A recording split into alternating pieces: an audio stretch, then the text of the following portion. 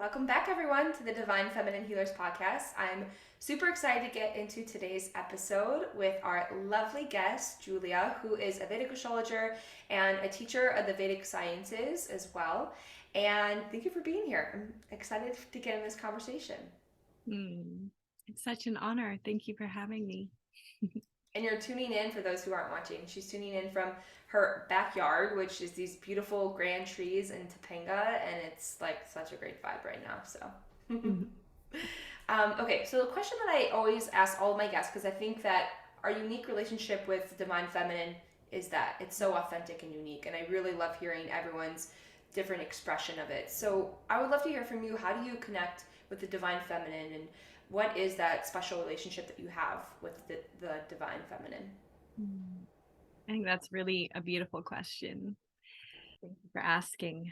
So for me, I think the most consistent way of contacting or cultivating that relationship with the divine feminine is through my transcendental deep meditation that I practice. I do a few practices, and that one's this consistent reliance of the awareness of self that's always masked by the ever changing, and it provides this reflection and basking in my own creative intelligence, which to me is that lively Shakti of the divine feminine.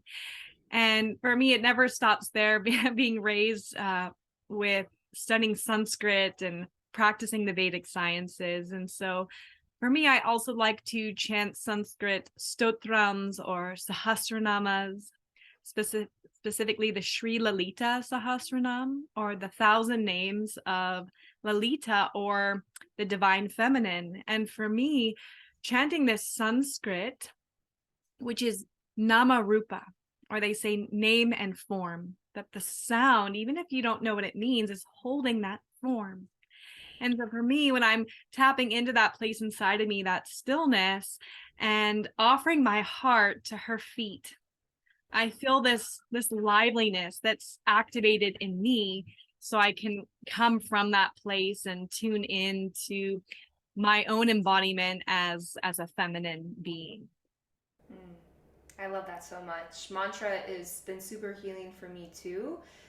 Just from looking at the chakra standpoint, and the throat is just something I work on with a lot of women. I think a lot of women can relate to that, of being able to express yourself in that way and open it. And it is so magical. Sometimes I don't even want to think about how is that specifically happening, but I just feel this freedom and release that happens, and this direct attunement to that higher sense of consciousness, just from tuning into the essence of the words, or really the mantras behind them. It's so beautiful. So thank you for sharing that. And I'm curious a little bit to hear about your background. Because you said you use transcendental meditation. So when did you first start to get into the Vedic sciences? In a way, I could say that they found me. I was born to a Vedic astrologer, and both of my parents are teachers of meditation. And so I feel like I kind of came out of the womb being drawn to that and having it as a daily practice in my life. I was formally initiated by my uncle when I was 4 years old, and it was by request. I would see my parents sit down, meditating, glowing, living their vibrant, best lives. And I remember thinking, well, when do I get to do that? So from a really young age, I would sit and practice with my parents. And then I actually went to a school where we would meditate and do yoga twice a day. And we would study the Bhagavad Gita and study Sanskrit. And I just remember from a very young age, not, I wasn't interested in math or science, but it would come to what we called the science of creative intelligence. My eyes would always light up. So that was definitely the beginning of that. Wow, that's so interesting. And are you referring to the school that's in Fairview, Iowa? Absolutely. The Maharishi School of the Age of Enlightenment. Wow. Yeah, I'm always so fascinated by those who grew up into that world, because I always think of there has to be like a rebellion that happens almost like in when you hit your teenage years, right? Because it's like, okay, now I need to like go and rediscover myself and find my own independence. And so I always wondered that. And like, I always, when I see guides and mentors using the Vedic sciences still, it's like, oh wow, like that is huge. And that just shows you the power of them, that I'm sure there had to have been some type of like breakaway to happen in order for you to rediscover in your own way. um yeah, was that the case for you at any point? Absolutely. And for me, it wasn't even a conscious breakaway. I moved back to Hawaii. I grew up between Hawaii and the Midwest. And I remember getting thrown into this big school, and I knew some people there already. So I was getting invited to, beach parties, and I was surfing and had this group of people. And remember calling my mom and saying, wow, I feel a little sad inside, but I feel like I have everything out in the relative. I have this beautiful, glamorous life. And I'll never forget that moment when she said, well, when's the last time you meditated? And I dropped the phone and was laughing as if I said, I'm thirsty, Mom. What do I do? And she said, have you tried water? And so for me, I think that was the beginning of rebellion, for lack of a better word, just to kind of actually the first time I forgot that I was a meditator. And I remember that which highlighted and enlivened everything out here became dried up.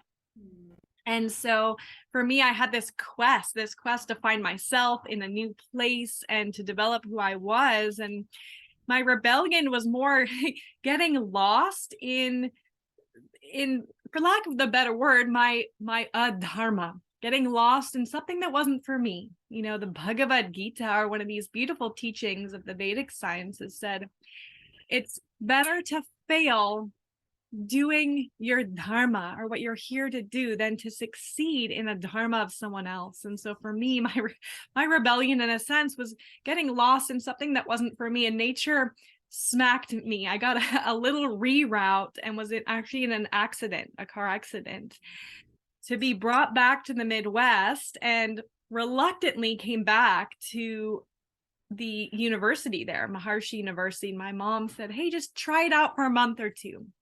The university had the block system, so you could take one class at a time. And that moment where I was so reluctant, so focused on saving the surf reefs in Hawaii, which is a beautiful mission, it just wasn't mine. This new light was lit. And I think we all have to experience that, no matter how we're born, right? We have to test things. I am definitely someone, even now, I receive beautiful knowledge and okay, how can I put this into practice? How can I make it mine? And so coming back humbled and saying, wow, I was raised with this. I have these tools. And not only that, it just sparked something at a really young age. I need to share this with people. This is what I'm supposed to do. Mm. Yeah, that's so beautiful, because that's what Dharma is you can't describe it, like on the outside, someone may have thought of, well, you were in service to others, and well, you're in this beautiful country and you're surrounded in nature. Like, why wouldn't that work for you? And like you said, that like ignition of the light of your soul was on, and like that flicker, it's a feeling and sensation of tuning into your own intuition and being able to trust that own inner knowing. Which is so profound that you grew up. I still can't get over. Like, you grew up in that family, and that ended up being your path, which is so lovely. So how did you? Because there's so many Vedas. How did you come to choose going into Jyotish? Another thing here is I feel like it actually chose me. I think I have a pretty decent memory for childhood. My earliest memory is sitting on my mom's lap listening to our guru or my teacher. But I think my very next memory is maybe being a toddler running around while my father was making charts by hand. Wow. And then I also remember him always pointing to the sky and sharing the Vedic mythology, the Greek mythology. He is also an astronomer, so he knew all these intricacies that would just light up my whole soul like nothing else. And so ever since that time, I've always dabbled and been drawn to it. And when I went back to the university, I had some people come and say, "Hey, I heard that you're a daughter of a Vedic astrologer. Look at my chart." You know, in this community, as you can imagine, even myself, we'd always carry our astrology chart around because everyone was really enveloped by this wisdom. So it was a lively discussion at breakfast and at the coffee shop. And I remember thinking, gosh, I don't know how to read that. And they're like, "Oh, just say a few things." And then I'd sit down and talk for an hour. It would come out of me. And pretty soon I thought, wow, you know, I love this. And I kept running into mentors and they'd say, "Well, why did you say that? Where is that in the chart?" And I'd say, I don't know. So I thought maybe I should study with some teachers. So I started studying so I could go a little more into the science and less into that pulse and story that I, you know, was raised in, right? Just was my way of life. And I never intended to be a Vedic astrologer. In fact, I thought, wow, I don't know in this lifetime if I could qualify myself as that. And so I kept giving readings. And as I moved around California and traveled internationally, teaching yoga and meditation, people would say, "Well, what else do you do?" And I said, "Oh, well, my greatest passion is probably Vedic astrology." And it really only wasn't until about 5 years ago, after I'd really started investing money in trainings. And it's actually a dear friend at Alo Yoga invited me to teach a meditation. And she said, "We want you back. What's your favorite topic?" And I said, "Well, Vedic astrology is my favorite topic." So I gave this lecture. About 50 people showed up. And from that day forward, I had this consistent clientele base without any advertising. And I said, okay, if I can help one person or if I can help these people, then maybe I do need to step it up a little. So reluctantly, in a way, I allowed that to choose me. I guess you could say. And it's my favorite topic, my favorite thing to excavate into. I'm always feeling very humbled. My relationship really is a student and a devotee towards the stars, towards that wisdom of past, present, and future. I'm so fascinated by the fact that your father calculated the charts by hand, did you say? Yeah, and he had these beautiful stamps. I'll never forget them, these big stamps, and he'd stamp it, you know, he'd calculate it by chart, and then he'd hand make the chart. And he even had a laptop. This was, you know, the late 80s. He had a laptop, and kind of before most people had laptops. And him and this mathematician actually created their own Jyotish program that's around today. You can't purchase it, but it's the most beautiful program I've ever seen. That's so cool. And I love that he's an astronomer too, because I always thought of that too, of all the astronomers that kind of negate astrology. And I always think, well, do you know about Vedic astrology? Because that's calculated mathematically. And would that change the scope of things? I'm so happy you talked about that, because it's, you know, as I've dialed in what I share, because you don't want to share too much, but you also want to be precise. And I think that one of that fundamental differences between sidereal and the tropical is that sidereal Vedic astrology matches the astronomical placements of the stars. And when you just talk about that, I can even take an app that's a Western app right now and say, okay, you know, all right, where's the moon? Oh, okay, the moon is in Aquarius, right? And Jupiter's in Pisces. And these are physical, you know, positions. And then you'll see someone else talking about it being in Pisces and Aries. And then it just makes you think. Mm-hmm. I love when I'm challenged. I don't need to be right. Right. But I also am very curious, where does this come from? Why are we approaching it this way? And so I do think in the past, Jyotish was only observational. We didn't use any of these things. We didn't use a computer. It didn't exist here. It existed here. And so the eye seeing something and bringing that knowingness and using our own creative intelligence, it's so ripe and alive. And so we must honor that, as a Jyotishi. I think for me, I try to spend so much time looking at the stars and really building that relationship with the heavens, right? This canopy of stars is that which is holding us and guiding us. So I love that because then it gets almost too mental where, I very much am an Ayurvedic practitioner and very much relate to the Ayurveda sciences. And I had my own moment where there was an outsourcing of my power to a system that was outside of myself of, oh, these are the rules and this is how it's supposed to be, when I was really going against being that clear channel for how does Ayurveda want to express itself through me, and then what is my unique expression of this Vedic science that's really true, because that's what the Vedas are. It's meant to be dynamic by nature, so it changes based on the relative field that you're in. So I have to be really true about what is the relative field of how I'm expressing Ayurveda in this moment right now. Of course, respecting that lineage in which it came from and respecting the principles, but it's so key for each of us to step into that authenticity with it. And it almost, for you, and I wonder if you use this language or maybe you have a different way of saying it, but it sounds like you were channeling, you were being in this open vessel waiting for maybe your guides to speak this through you, and to have that kind of, like you said, creative intelligence information be channeled through you. And that is so much more valuable than anything. Mm-hmm.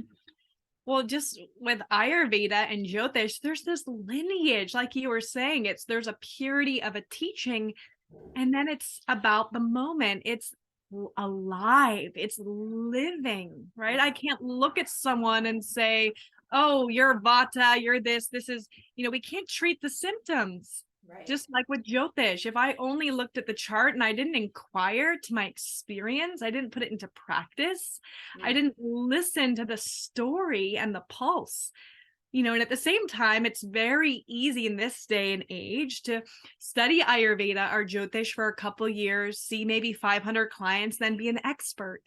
I think it's not about the knowledge in the books, right? This is that Mercury. Mercury's beautiful. It's being able to know what yoga goes with this and what tincture or herbs can go with this.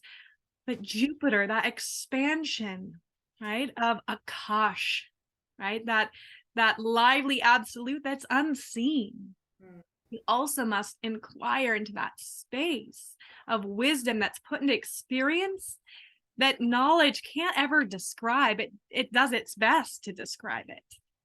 But I think inquiring into that field, and like you said, that the moment, the tapping in, and you must have both, right? Some people say, wow, you must be really into math, right? He must be really great at math. And I thought, well, I actually am not great at math. I have a skill about taking things that are not really appearing to be connected and finding their connection. Sometimes I almost feel like I'm dyslexic. I can read Sanskrit easier than English. But then tapping into that moment of what's here, what wants to be seen. Definitely. And something about Vedic astrology too I want to go into is, I think this gets really skewed, is a lot of times it's used for more predictive manners, or we're kind of missing that like heart impulse in what you're talking about. And one of the concepts that I think that really differentiates this type of astrology than other types of astrology is this idea of karma, and how that is the heart of Vedic astrology. So I would love for you to kind of speak on this and how that really stands as a primal principle. I love talking about karma, which my teacher would always say is absolutely unfathomable, which is beautiful, right? And so with Jyotish, what we're doing is we're piercing into that veil, right, of our karma phalam, the fruits of our karmas, right? As you sow, so shall you reap. But we don't know from where and what we're reaping. Right? So they say all of our thought, speech, and action is accumulated into this mountain of karma. And we cannot incarnate with that burden, or we wouldn't be able to bear it for more than a couple days, truly. So that which has become ripe from what we call that sanchit karma, right? That parabdha karma is that suitcase of karmas that we've taken on this journey. is that which is witnessed as our celestial architecture, or that blueprint at the time of our birth. It says, here is those karmas that have become right for you to play out in this lifetime. And they say that whether we live just in the womb, we only take one breath, or we live that full Vedic lifespan of 120, 125 years, we play out those karmas in totality. So the whole idea is to really shine light on what wants to be tended to and grown, so the individual meets with less resistance, more joy, but most importantly, a greater capacity to exercise their free will. And so that karma and free will, what is that, right? They say we're born bound about 80% by this chart. That's ignorance, with this 20% free will, which might look like, I'm going to wear turquoise today instead of red, right? Or I've heard a Jyotish teacher say, it's kind of like a donkey who's tied up to a stick, and there's about, well, first he said 6 feet. And then after everyone left the lecture hall, he kind of whispered and said, so more about 6 inches, right? Walking around this stick. But the more we attune to our own creative intelligence, the more we tune into that pulse of that flow of wisdom, that unchanging nature, the more we cultivate awareness, right? Because when we're looking at our chart, we're changing our karma. My teacher said that nothing is permanent, in the sense that through action, nothing is irreversible, right? Even down to the last minute, we can change our karma. And so through awareness of, wow, here's that roadmap, right? Here's the timing, and we're shining light. We can take that one planet that we might have been playing out in this way, but through awareness, through consciousness, we can flip it and play out that higher spectrum, right? We might only be given this one planet and this one sign, but how will we choose to play that out, right? And so karma is none other but the play of the gunas, right? We have an action, and there's always an equal and opposite reaction, and truly we're made to be a witness to that. Right? We're made to not be moved in one way or the other, right? Because whenever we find something we don't like, we want to resist it. But what happens when we resist it? It just persists, right? So finding that place where we're a witness to it all. The older I get, the more I try to be neutral in the celebrating and the avoiding, right? And just know that this is all being provided for me, right? That my free will can best be spent diving into that place that's beyond all of this. So I can allow myself to orchestrate, or allow nature to orchestrate, all being played out on its highest level.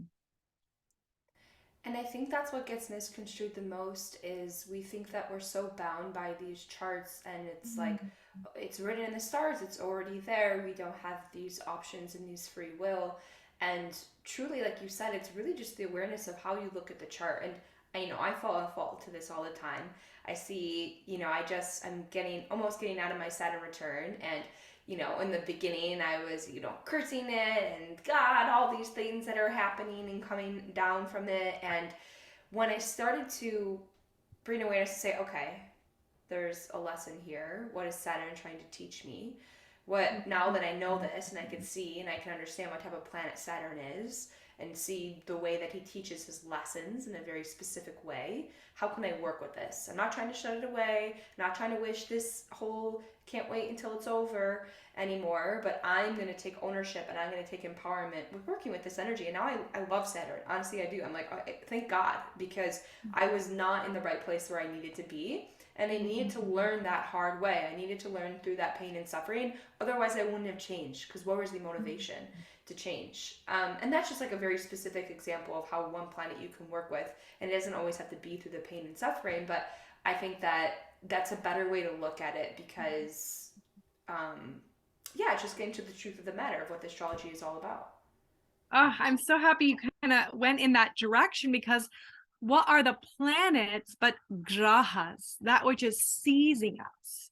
And our karmas are played out by the planets seizing us, right? So Saturn is that which is delivering us our karma, right? So they're being played out through the planets, right? It's not, oh, Saturn did this to me. Right? Yeah. Or, oh, I have this, so therefore I'm like that. And it's always, let's go to that bigger picture. What tune, what melody is playing? And right now, for you, wow, I'm so excited for you to be emerging with these fresh eyes, this deeper ground. I mean, Saturn return, I think, is a beautiful rite of passage and initiation to who are you in community, and the world's waiting, right? And you're here and you're giving, you're showing up, and it's pulling that out of you. And a wise teacher once said that pain is inevitable, but suffering is optional. Right? And that we have that choice, and it's through pain, right? What, it almost feels cliche to talk about it, but what is growth involve? Sure, it can involve joy and pleasure, absolutely. But for the most part, right, the butterfly needs to be the caterpillar, the caterpillar that's breaking out of the cocoon. And in that process, it's a little painful. And I don't have the right terminology, but the blood moves into the wings in that process of breaking apart the cocoon that gives the butterfly the capacity to fly. And if someone else opened up the cocoon, the butterfly wouldn't be able to fly, right? So it's through our work, right? We do need to show up.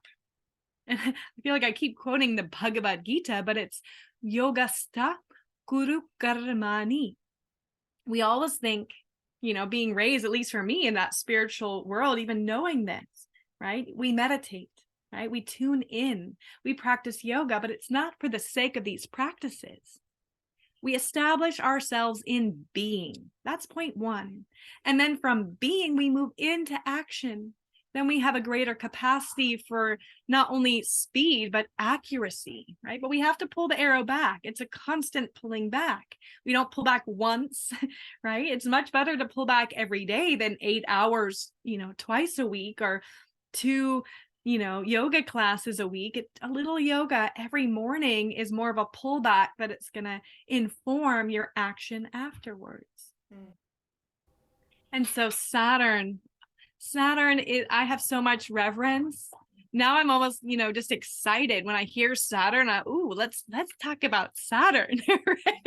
Whereas I think I used to cringe, right? I was going through Sati and my Saturn return at the same time. Thankfully, I wasn't also in the Dasha period, but I know people who, were in a second Saturn return going through both of those as well. And just the humility, right? It usually involves a big surrender, but also an awareness of, I have a choice. This might be painful, but I can choose suffering, or I can choose discipline. I can choose consistency, right? It can be on your terms or on Saturn's terms. That's what I always share with people. Saturn's going to bring constriction. Well, when you know that and you take it on your own terms, Saturn says, if Saturn could speak, it would say, wow, look, she's taking that constriction for herself. So I don't need to do that. I'm going to bless her. Right? So it's either on your terms or on Saturn's terms. And Saturn's terms is usually a little more uncomfortable. And it kind of catches us off guard. Totally. Right? So that's how I love to kind of shift that energy. Wow, you have this container of expedited growth. How are you going to use it? Because let me tell you, girl, when Saturn moves on the 17th of January, that door closes for you, right? And you might look back and say, oh, wow, okay, maybe I should have utilized that just a little more. So make hay while the sun shines. Keep going, dive in, right? It's easy at the end of a cycle to be like, oh, I made it. This is when the blessings are raining down, especially when you keep your lips pressed against that edge of, all right, that curiosity. What am I learning? What Totally. can I extract from this? That definitely was my experience. I think it was, I had so many multiple awakenings, or however you want to call it, that happened. And I think there was a major one, in September, because Saturn is in my ninth house, and my grandfather on my father's side had passed. And so I was like, oh, okay, like Saturn's final bow out, because I've had multiple, losses and things like that throughout this time period. And then I was like, okay, I'm done, like we're almost sitting at the near of it, like I'm done, it's okay. And then I had this other moment where, Saturn taught me, like, no, you're not learning this lesson, and taught me, like, really the hard way. But then I thought of all the other supportive ways in which this message was coming through. It came through my brother, who has Saturn in his first house, so such a teacher of Saturn, like he's such an embodiment of who Saturn is. And I started to realize that, like, why does that come so easy to him? Like, he was teaching me this lesson, and it's like, oh, he's known this his whole life. He's a great embodiment of what Saturn is. So like, that was such a beautiful way to see how that lesson was being taught to me. And now I feel that acceleration of, let's go. Like, I honor you, Saturn. Like, let's do the routines. Let's get consistency. Like, I'm on this, like, I feel this fast track, and maybe it's the Mars in retrograde that's still happening too, and I'm ruled a lot by Mars, so it's all that good energy. But yeah, I'm like, glory to Saturn now. But before, any single time something happened, it does feel like shocking initially, and it feels terrifying, because I think maybe it's that initial loss where it's that death that feels vulnerable and a little bit fearful. Mm. When it's so beautiful, because the question that's coming to mind is, death of what? Right? Something must be dismantled for the next thing to be born, right?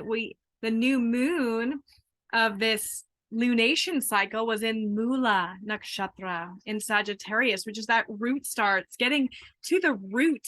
And what is the root of our being but those codes of our DNA, that karma, which has become ripe? And we land in this body temple, but this body has a beginning and an end, where when we tap into who we really are, it has nothing to do with this. Fire can't burn it, water can't wet it. I hope you're hearing me clear. I have the dump truck. Talk about omens. I'm really into Nimitta omens. We're talking about cleaning out our closet, cleaning out our karmas, and here comes the garbage truck.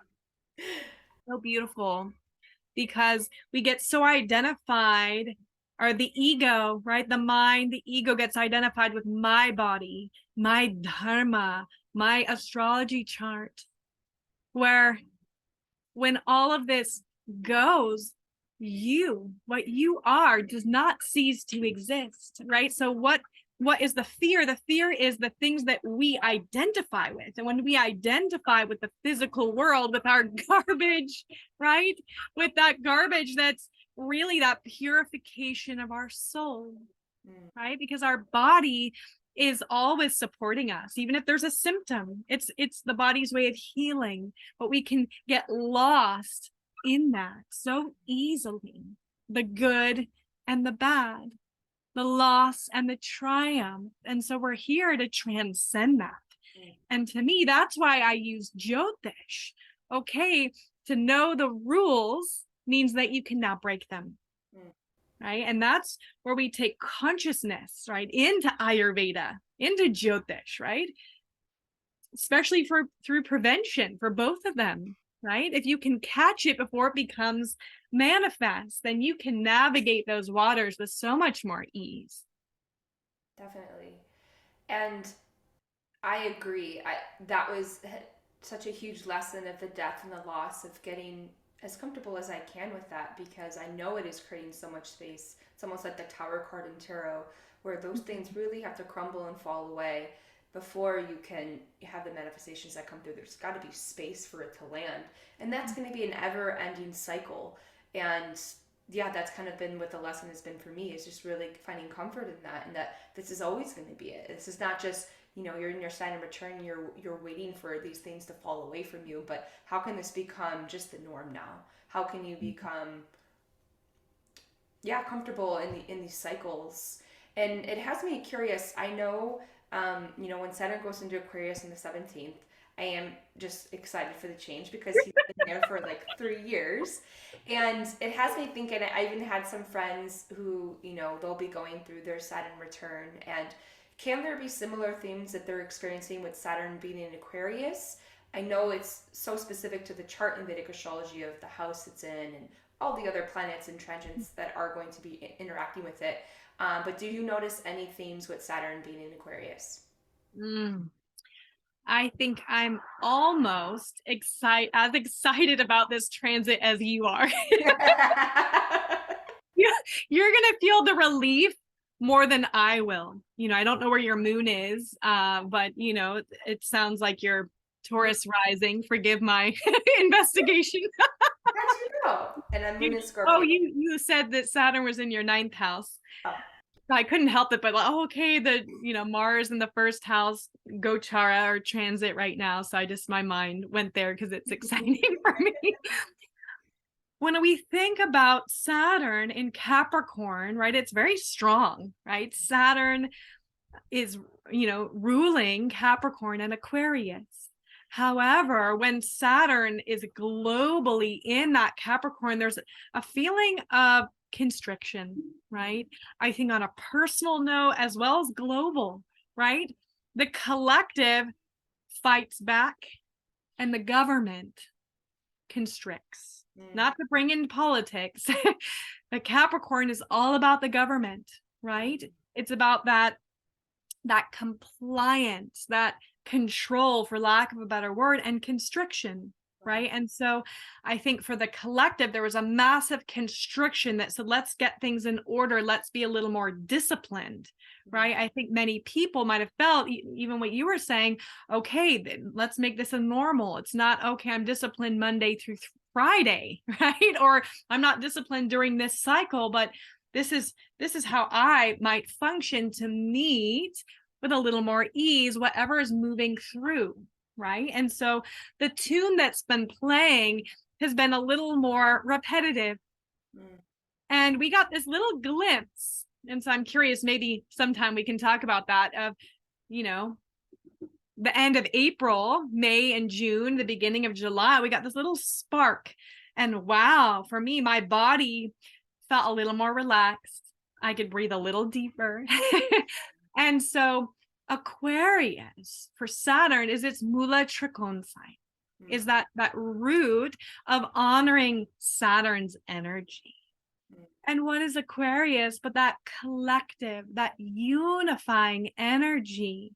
And the first 6 degrees are Dhanishta star, where it's been, but then it's going to move shortly into Shatabishak, which is the star of the 100 healers, right? And it's the sky watcher. And just to share a little bit for those who may not know, in Vedic astrology, behind the backdrop of the 12 zodiac, we're using 27 constellations that are awakening different energies. And so Saturn moving into Aquarius is awakening these constellations. And so Saturn in Dhanishta star in the very beginning, right? January, February, I don't know the exact day when it's switching, is enlivening this awareness for the collective consciousness to be a little more receptive to our sovereignty, to our unity. There's been so much polarity,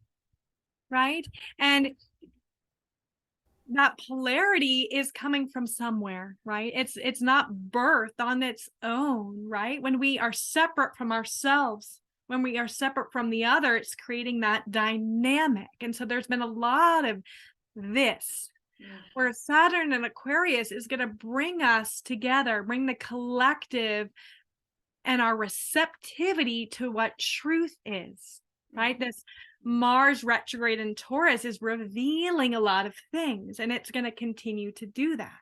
January has a lot of shifts and transformations, and as we move into Aquarius, I think as a collective, we're going to be able to finally hear, right? I talked about that analogy of purification. If I started dusting off this table, dust would fly, and it's very easy to get caught in the dust. Whereas the dust is the byproduct of the table already having been cleaned. And so there's a massive cleaning up of truth, that which is bringing this unification. And Shatabishak is around healing. So I think there's going to be a collective healing, a collective coming together. Yes, it might, for lack of a better word, get a little worse before it gets better, right? That stirring up, right? It's not like it's happening overnight. We're already feeling that merge into Aquarius because it's about a 2.5-year transit, or with the retrograde and, moving, it would move into Pisces and then back into Aquarius. And so there could be a lot of healing, right? Some new cures, right? A lot of innovation, right? A lot of this, especially with the transits of Rahu and Ketu, this sovereignty, this energetic sovereignty of, hey, we require a little more privacy. We require a little more of coming together and truth being upheld, right? And that root of the truth being revealed. So I think there's going to be a lightness, a global lightness. A lot of people, some things I've heard predictions of saying a hard year, difficulty. Sure, maybe in the beginning there's some rewriting, some shifting of the guards, so to speak, the passing of the baton. But February is looking very light to me. I'm seeing some beautiful awakening that's going to happen on an individual level, depending on where it is in the chart, as you were saying, but also a global awakening. I think it will be very interesting for the US specifically, some perhaps upheaval or dismantling, but that's giving birth to a new way. I think there's a beautiful paradigm shift. And for me, I'm hesitant to say, collective consciousness, because I think we've all, especially of us who've been doing the work, have been noticing this shift in collective consciousness. However, when the tide rises in the harbor, all the boats rise together. And so I think there's not only a shift in that collective consciousness, but a rising in the tide that is being awakened through truth. And so I think a lot of people might get a new perspective, right? Especially in January, where Mercury's about to go retrograde. And when Mercury goes direct, right, it's kind of like this domino effect. We have, I believe, Mars goes direct on the 13th. Saturn changes signs on the 17th. On the 18th of January, Mercury goes direct. So there's going to be a change of mind, maybe a change of heart through this new revelation of truth, which is going to take a moment to settle in. So I'm really excited about that, and excited for you, those people who've been going through that Saturn return. I have so many clients, and it's so beautiful to be traveling along this journey for a few years to witness what happens, right? And the witness is, I love hearing what you said, let's go. Well, if you feel like rushing in this time, because we've been feeling constriction. And what happens if, like with a racehorse, when you open the gate, it's like, let's go. Well, I'd say keep that steady pace. If you feel like rushing, rush like a royal elephant, right? Steady and slow.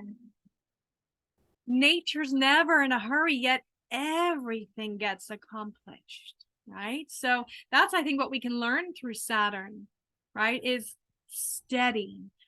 With that perspective, bringing that new perspective in and feeling that urge, right? Feeling that pulse. And, I think Mars retrogrades, we're feeling that intensity, that quickness, right? We were noticing we might feel a little more impulsive, especially if it's in our first house, right? Or on our moon.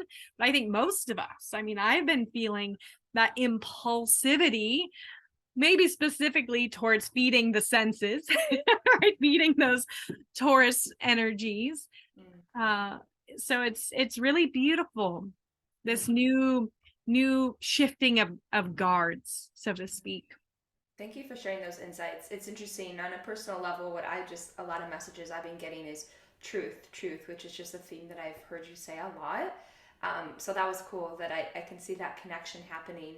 And I agree. I think it's sometimes I wonder if we're in our own echo chamber, or at least it feels like this for me. You know, I follow same people, you know, and you know they're all spiritual in their own ways, and we're in this little bubble sometimes of like we all agree on these certain ideals, and then I'm so lucky I have other friends and family who are not in this world, and you know they keep me grounded, and we have the same spiritual themes that come up for them, and they're coming on their own journey with it or not. And it's interesting to see like, yeah, will this start to grow even more so than like just this little bubble over here that we have of people? Like, what would that look like if more people were, I don't know, using this type of language, or even just in their own way, in their own language, and stepping into it more? It's always the people that surprise me the most. But I do think that the polarity and that constriction was so needed to all start to stir up that truth of the illusion that was coming up. So I'd imagine there's probably, in order for that truth to really be exposed, of course, it's going to be, you know, maybe not so cozy. And, you know, maybe who knows how it's going to be revealed. And I don't think it's going to be this one shocking thing, like you said. But I'm hopeful for it too. I mean, I guess I'm always hopeful. That's kind of my thing. I'm like an overly optimistic sometimes to a fault.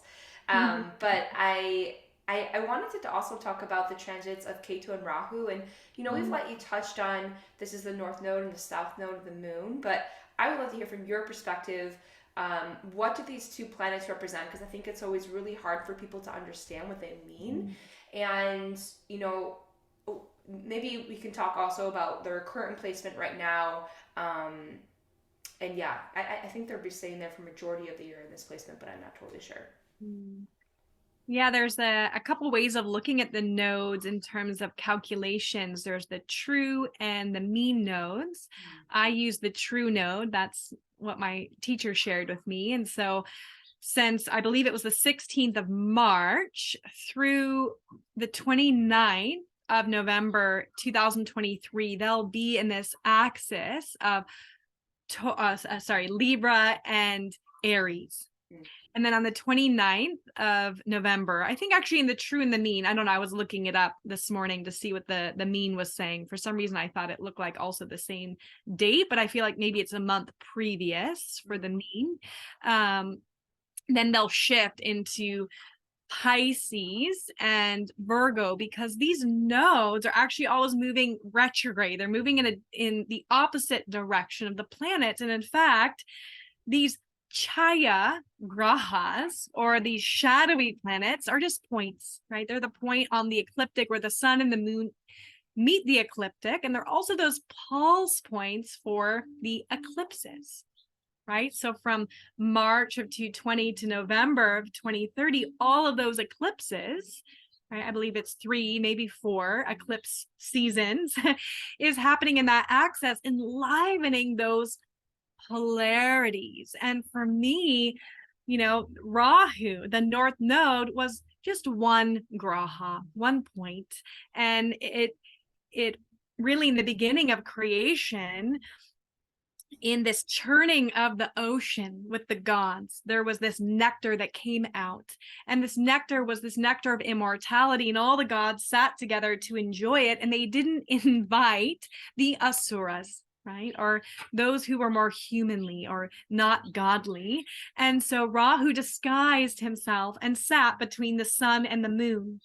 And when this nectar came across, Rahu took a sip and was found out by the luminaries that it was an imposter, right? So the North Node, that first impact is imposter, right? Wanting to be ahead of our time, feeling that sense of urgency. And so I believe it was Shiva threw, or maybe it was Vishnu, threw a disc and cut the head off of Rahu. So that first tells us that Rahu is the head, right? The head of everything. And what is on the head but all of our senses, right? But there also became a split. So the South Node is the tail, which is the past. The head is the future. We see into what comes next. So the North Node is really, in a sense, that which we maybe avoided in a past life. So we come in feeling perhaps a sense of urgency. Whereas the South Node is that which we focused on in the past, perhaps that which we even mastered. So we come in feeling that sense where our South Node is of mastery, which means that's our fallback, right? You find your favorite yoga poses, 2 or 3 of them, and you just kind of want to do those all the time, or in your Instagram or in a class, right? You're good at it. You fall back on that. Whereas the North Node says, let's exercise these muscles that might feel a little awkward, that we might not feel masterful. In fact, our North Node in the beginning, right? When a teenager or someone in their 20s comes to me, their North Node, it's almost adorable. It's a little clunky, but there's some like, how do I figure this out? I'm drawn to this, whereas if you talk to someone in their, after their second Saturn return, you'd think that that's their main thing. Like, oh my gosh, wow, you have mastered this. And then I look and say, wow, but that's not how it was in the beginning, right? So North Node, in a sense, is what we're here to learn, right? It's what we're moving towards. It's the lessons, right? The muscles that need to be exercised and flexed so we can make them our own. But it's always a polarity point. We're not here to move towards the North Node and away from the South Node, but find that blending and that merging that is very much like my study of Jyotish, right? I came in with all intuition. Of course, I had nuts and bolts, but then I had to go really into the science. And then there was this blending. So it's really beautiful to talk about the North and South Node in the beginning of the zodiac, right? North Node in Aries, the self, the body, the I am presence, right? That swiftness, that healing of the physical body. And then the other, Libra, right? That more feminine energy, right? So this dichotomy or polarity of self and other. We could even think of it as masculine, feminine in a sense, right? And so the North Node says, hey, let's find that autonomy. Let's find that support of I'm going to focus on me and rise. And we see so many themes. It's so beautiful. I see so many people choosing themselves. I see so many, in a way, it's cute, right? Like you said, we follow who we follow on Instagram. We have our community in our bubble. And what I'm seeing so much of, right? If you're looking for love, become that love. Right? I'm seeing this beautiful theme of if you want to manifest something, become that. Put your attention on that, because whatever we put our attention on grows stronger in our life, right? So this North Node in Aries says, okay, let's become the best version of ourselves. Let's honor ourselves. And with this transit 2 of Saturn, it's a lot about not only truth, but about freedom. And what does freedom look like? Freedom doesn't look like saying yes to everything, right? Sometimes it's about saying no. And often it is, right? With love, holding those boundaries lightly, staying open, but saying, wow, what is a need? A need means if it's not met, there's consequences. So learning that instead of being a people pleaser, right? Learning, okay, this is, if I don't get this rest, I can't show up as my best version of myself to give to you. And if I want to give to you and feed this relationship, I have to nurture this first. And so right now it's really interesting because before, when I was looking, at the transits, 6 months ago, I was noticing that when the North Node went into Bharani is that second constellation. The first is Ashwini. Ashwini in Aries is that spark. And then we move to Bharani, which is very much that womb, right? It's almost like the seed has been planted in this womb. But what is the womb but the feminine, even though it's in Aries, right? Which can feel very masculine, but that womb, I knew there was going to be something with the feminine taking place, right? Some freedom around the womb, freedom around that manifestation, right? Ketu in Libra, it's Ketu is that which cleans our closet, right? So we're finding this healing and cleaning out of the masculine and feminine, of the women feeling free, right? we used to talk about, oh, you need to vote, you got the right to do that. Many people fought for this. Now it's wearing our hair a certain way. Can you even imagine 2022 fighting for a right to reveal ourselves, even in a conservative way, and to show up in a certain way without being manipulated or controlled or beaten, right? So that womb is that coming back. I love that question. How do you connect with the divine feminine? Well, it's not through the masculine way. It's not through force, right? How does the feminine do it, right? The femininity must be nurtured by earth, right? The womb is cold and nurturing and watery, right? What feeds and nurtures, but that water element, that fluidity, right? What does it mean to nurture? It's not through force. It's not through the knife. It's not sharp. It's not quick, right? It's slow. And you know what? It's also dark, right? So we're in this container, this womb of saying, yes, our light is important, but taking our light into that darkness and shining light in that, right? It's like saying, okay, let's invite all of my shadows for tea and let's be really curious, right? I get curious on what that experience is like, right? And what it can be like, right? Putting ourselves in the shoes of the other while being in that femininity, right? And what does it mean to be a leader of the feminine? And it's not going to in any way resemble how a masculine would lead. And we want to honor that. Wow, how beautiful is that? A masculine and a feminine leading together, right? I think many people are talking about this, matriarch, patriarch, and all these cycles, right? There's always one cycle comes after the next. And I don't think leaning into a matriarch is what we're looking for. I think it's a marriage. This marriage of a place for the masculine and the feminine together, right? That dance and that leading and that presence. And so I'm starting to see a lot more of that, right? I'm starting to see the welcoming of that. Yes, women need to come together. I host women's circles. You're invited, by the way. I forgot you're in my my neck of the woods. And I've been feeling that importance of inviting the men in, right? The men have their men's circles, and that we need to come together and get curious together, right? We're forging new territory. What is that going to look like? We probably don't know, but let's try some things, right? And it comes through practice, right? You step onto the path and the path is revealed. Definitely. That practice on a personal level, I've been feeling more so, what are my inner boundaries like with the relationships that I have? And I've done a lot of cleanup around my client relationships too.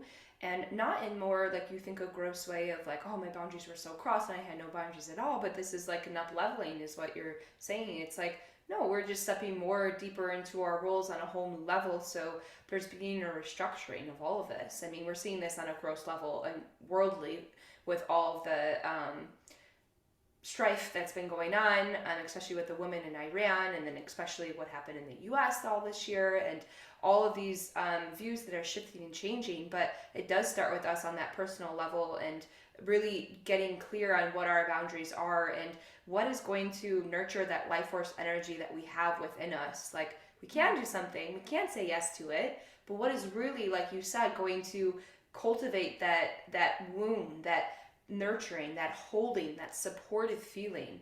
It's hard because, in the past we were able to say yes and it was fine. Think of all the mothers. I work with a lot of mothers, and they were just supposed to totally negate any type of self-care routine for the help of their children. And we're seeing just a new way forward in scenarios like that of, okay, I could, but what is really going to nurture my life force energy? Because we know that's going to nurture everyone else's. So I really love that theme playing out. And when was the transit shift that you spoke of? I'm not sure if you said the date of when Rahu and Ketu will switch next year. Oh, I believe it's the 29th of November. Okay, so we still have like a full year of this cycle. Absolutely. Yeah, I almost want to say we're like in the beginning of it, because we've only had, or actually we've had two eclipse cycles, And it's so beautiful. I found when these eclipses happen in this, specifically the Libra Aries, bit, what is an eclipse but revealing, right? It's bringing that which is hidden to the surface. So I think there's a lot of, for lack of a better word, summoning, awakening of these energies so they can come to the surface, and then people are more open to dealing with them when they can see them, right? Awareness is everything. So at first, we call it pragya, or the mistake of the intellect. At first, we don't know. That's why ignorance actually is bliss. There's zero responsibility.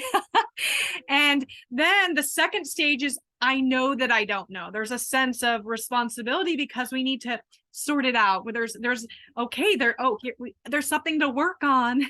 But once you've gained that light, once the awakening, the illuminating, we've shined light, there's the reveal, we have a big responsibility, and it's showing up.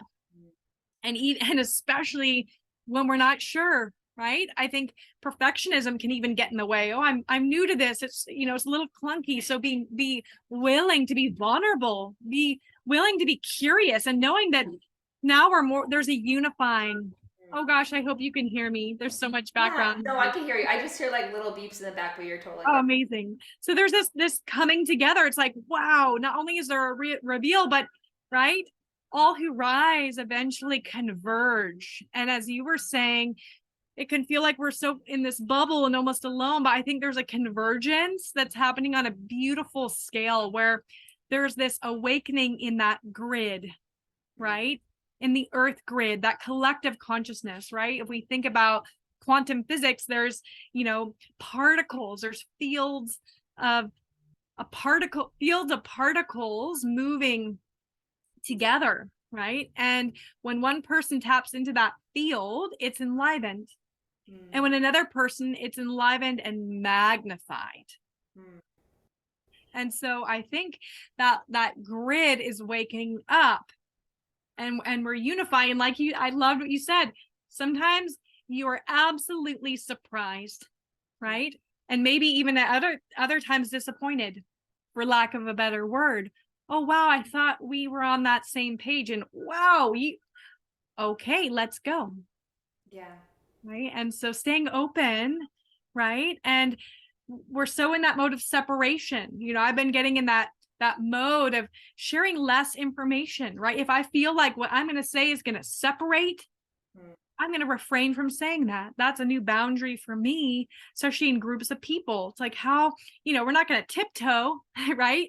I'm not going to compromise myself, but in being vulnerable and sharing something, am I separating from the whole? Right? Or am I creating unity? There's so much to be shared and talked about that's creating unity. And so Aquarius is very much about that.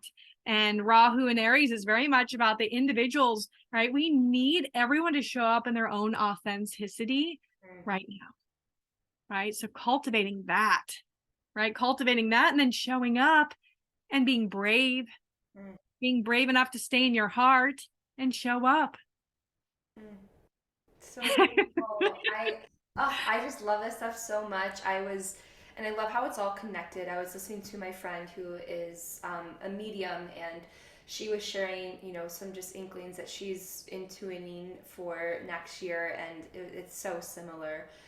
The self-empowerment piece, this kind of not like tower card moment, but some things need to clear and burn away in order for us to really step into our divine expression. And there's just so much of not relying on the conditionings and what other people are wanting for you, and that people pleasing tendency that we have, but truly going for self, and being, I can't think of the word that I want to think of right now for that, but like being your advocate, that's what I was looking for. Being your advocating yourself. And I just love how no matter if we use this science or we use this other medium or way to describe it, these messages are so similar. It's really empowering, and it's beautiful to see it all come together. Self-avocation. Wow. I've been talking about a lot this week. Oh, cool. I love that. So I just want to end on this note. If there are any Vedic astrology, like practical tools that you use that helps you to tune in and to have this kind of clarity and this awareness? Because, you know, kind of that last little piece that you were talking about of, you know, you kind of have to be in the illusion for a bit until it's brought to light. And I that's something I've been wrestling with because I think that inner critic can come out a lot of like, wow, I was really in that illusion for a long time. Like I was so blind, I was adharmic, or I was, you know, not learning the lesson. But it's so much, it brings so much compassion to hear that that's just the cycle of how it goes, and then you naturally start to bring awareness to it. So I would love to kind of hear what practical tools you use throughout that process. Beautiful. Well, I think the most important thing is to be kind with your process, right? The more I learn, the more I begin to know that I know absolutely nothing at all. This science is so vast, it's so humbling. So first there's that. And my intention as a teacher is to share wisdom, and my request is to go make it your own, right? Don't take anything I say as truth. I want to invite you to get curious and take it deeper, take it in your own direction, because we each contribute our own creative intelligence to that wisdom. And, you know, in the Vedas, they say for something to be true, it needs to be true through these 6 different perspectives or systems of Indian philosophy. So make it your own, test it, put it into experience. Oh, get curious. What does that look like? What does that feel like? And so to do that on an everyday basis, I'd say, remember that this is an observational science. So go out there and look at the sky. Go witness, right? Above the horizon the other night, we had Mars in Taurus, and then Jupiter in Pisces, and then Saturn in Capricorn as this beautiful, you know, halo of, you know, the celestial architecture informing us. And so watch and listen. And in Vedic astrology, we have the constellations, or nakshatras, and there's usually one per day. Sometimes it shifts in the middle of the day, but I would invite you to download an app. My favorite for iPhone is made by my friends. It's called Cosmic Insights. I love this app because it's very user friendly. You can be on the surface, for lack of a better word, or start to go really deep into your excavation. And if you can track the constellations every day and just notice, okay, wow, today moon is in I think now it's in Purva Ashada, right? What does that mean? Wow, what does that mean for me? Where's that in my astrology? Make it very personal, right? Forget about guiding other people. Make it your own. Look at your chart every day and look at it in terms of the constellation. Also the Tithi, right? We're in the waxing moon, right? The moon is growing. Right now we're moving into action time, right? Noticing how that feels in your body. And so it can be very accessible and useful. I mean, it's so vast, make it your own. You know, I looked at my chart 100,000 times before I started trying to do anything about it. I just looked at it. Wow, how do I feel? And it's, you know, the outer and inner must be woven together. And it takes time. It's a practice. It's, you know, like we have a yoga sadhana. It's my Jyotish sadhana to look at the stars in my chart and to listen. So I hope that can be part of your practice. Definitely. I love that practice. It's like one of my favorite things I remember as a kid is anytime that I'm outside of the city and can see the stars, it's so expansive, and that's one of my favorite practices ever. So thank you for sharing that with us. And for those that want to go deeper and maybe learn more about their charts, do you have any offerings or ways that our community can connect with you? Absolutely. My favorite way to work with people is one-on-one. So I do offer Vedic astrology consultations. So if you want to go more on a personal level, talk about you, and also learn how you can navigate the karmas that are ripe in your life, or the gochar, or the transits, you know, the celestial waters, you can book directly on my website, I'm chayacollective.com. And I also do post a monthly and sometimes bi-monthly blog post. I write about the new and full moon and the transits, and they're, less personal, and they're very informative on that path of your Jyotish sadhana. So I hope you can find that useful. I'd be happy to give you a code that you can give to your people for a little discount that they can use on my booking site. Yeah, for sure. Well, we could share that code and then all the links in the show notes. And I follow Child Collective. I absolutely love. I always read for your new and your full moon because it Oh, feels so in alignment with whatever I may be experiencing on that self level. So definitely give Julia a follow at Child Collective. And I'm always getting people who want their readings done and they want to look up their chart on Google, and I'm just like, don't do that. So please go to Julia so she can give you a true reading and work with your own divine intelligence in creating what's going on in the cosmos with you. And I just want to thank you so much, Julia, for your wisdom and expansion. It's like poetry when you speak, which I find with a lot of Vedic astrologers. Like I've had Laura Plum on quite a few times, and Swati, which is how I found you. And I love how the art is interwoven into the sciences with the Vedas. Maybe that's a divine feminine essence or something that happens of the magic. But I just really want to thank you for your words and wisdom today. thank you so much. It's been an absolute honor. Awesome, everyone. Well, that's a wrap for today's episode, and we'll see you next time on the show. I hope you all have a beautiful rest of your day.